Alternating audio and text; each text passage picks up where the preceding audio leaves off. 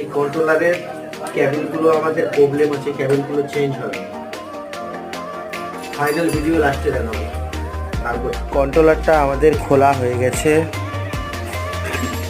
এবার এই দুটো তার চেঞ্জ হবে, এটা এই হলুদটা আর এই তারটা নষ্ট হয়ে মাঝে মাঝে জ্বলে যাচ্ছে।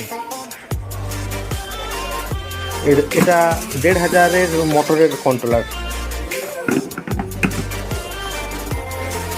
এরপরে কমপ্লিট করে গাড়িতে লাগিয়ে ভিডিওটা আপনাদের কাছে দেব।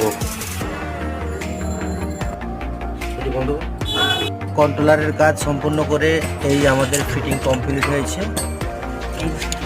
এই তারগুলো সব চেঞ্জ হয়েছে নতুন করে কন্ট্রোলারের ভিতর থেকে। আর গাড়ি স্টার্ট দেওয়া হবে।